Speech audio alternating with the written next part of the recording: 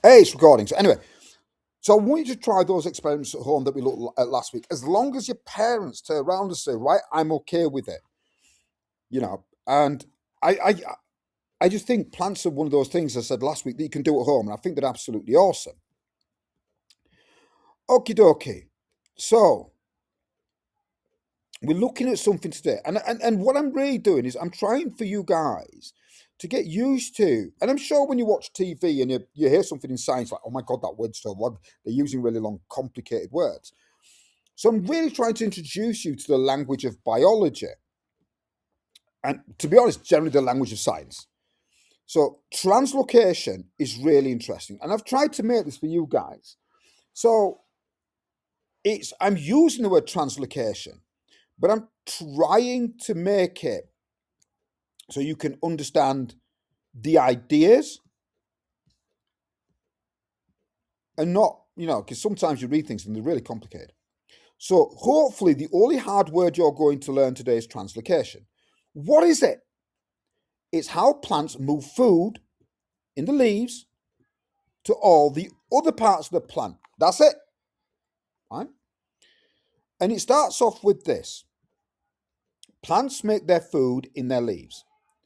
You can turn around and say they make food by photosynthesis. I'm happy with all of that. But the idea is really simple. The plants make the food in the leaves. Right? They need sunlight for it. The food they make is a type of sugar. All right. Now, if you think about it, they're making food in the sunlight. They need sunlight.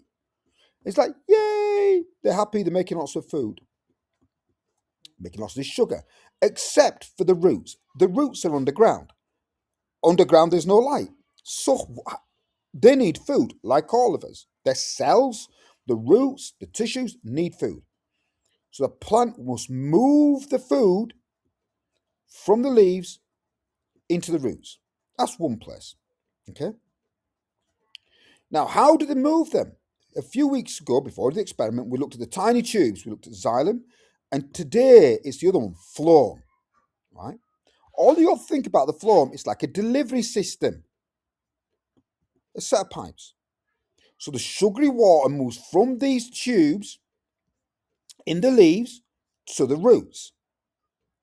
The other thing is that's not the only place that the plant needs sugar or food. We love eating fruit. So if I'm going to draw an apple. No, it doesn't like an apple, but there's my apple. Now the leaves not only have to send it down to the roots, they also have to send it up to the fruit. Okay. So the pipes, the phloem, can move the food in two directions.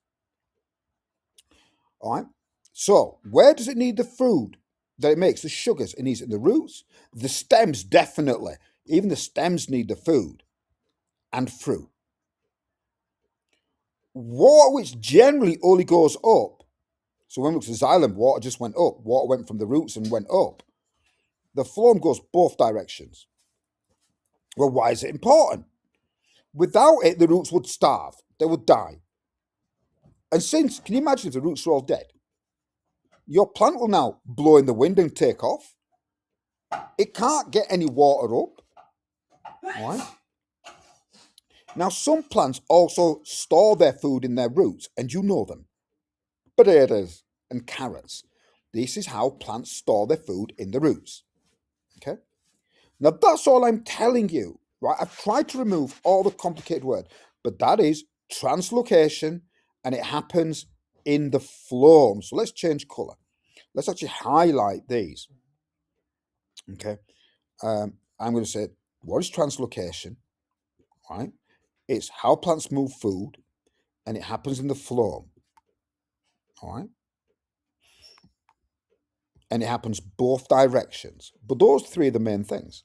The hardest words you're going to learn, phloem, we've come across phloem before, is translocation.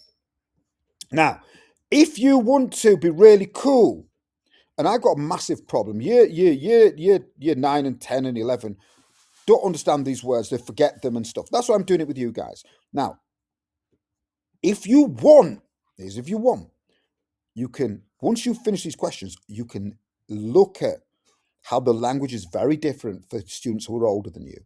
Okay? All right, but that's all if you finish. Okay, so you got 10 easy, 10 medium, 10 hard questions. I haven't numbered them because I couldn't. They were coming out very, very funny. All right. So that's your task today.